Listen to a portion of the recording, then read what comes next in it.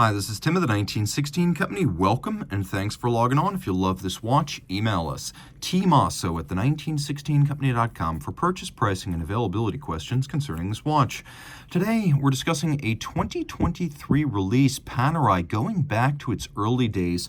This is the Radiomir PAM01334, 45 millimeters in stainless steel. It's designed to remind us of the earliest 3646 combat watches and their aluminum Panerai-built dials that occasionally faded. Now, that might be astroturfed history to provide a pretext for a very au courant and fashionable ombre effect dial, but it looks good, and with Panerai, that's usually 99% of the case for purchase. So let's talk about what this watch has to offer.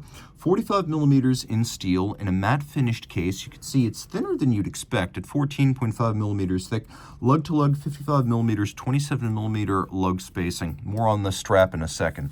The watch fits well on my wrist. I often say with Panerai, the lugs are so broad that you just want to look where the case is. Is the case inboard of the edge of your wrist? If it is, then it fits. So I could recommend this watch for probably as small as 14 or 15 centimeters circumference and pulling the strap tight. My wrist is 16. I really don't find any complications fit-wise. And being thinner than you'd expect with a ramped slope, it will fit underneath a lot of cuffs, certainly all jacket sleeves. The strap's a lovely piece. You can see a minimal amount of tanning, medium brown, a Fotina style off-white stitch, a little bit of stuffing or bolstering. You can see on the bottom it's a brand new Panerai factory strap with a calfskin inlay. It features a matching matte blasted stainless steel pin buckle, and then we've got a crown that has a blasted outer face with that 70s style Panerai logo.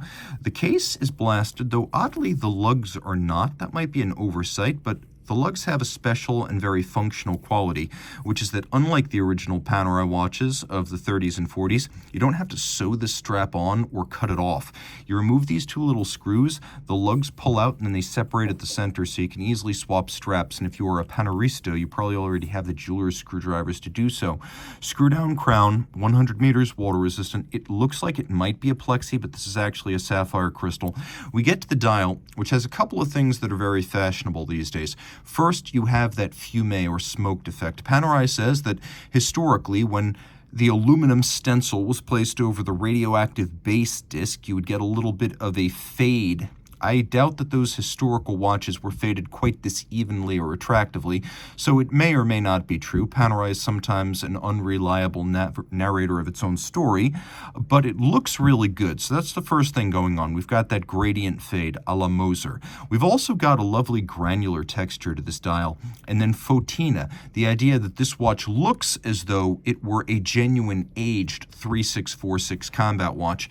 If you are a very pure Panerai collector and you eschew everything from automatic winding to seconds hands, then you'll probably love this. 2 blued hands, quarter Arabic numerals, and no shortage of luminescence.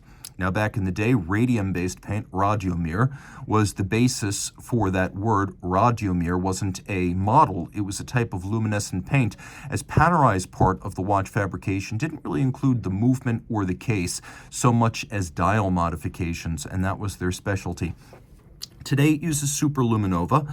Of course, the watch features a movement that you can't see because the case back is solid, but underneath we have a 35.1 millimeter P6000 single barrel, and the watch, if you're wondering, shake it up, manual wind, 72 hours of power reserve, 19 joules, and it doesn't feature a stop seconds function, but then it doesn't really need one because it does not have a seconds hand.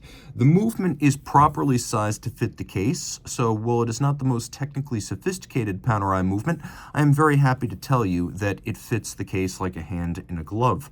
If you love this watch, reach out to Team Mosso at the 1916company.com for purchase and pricing details.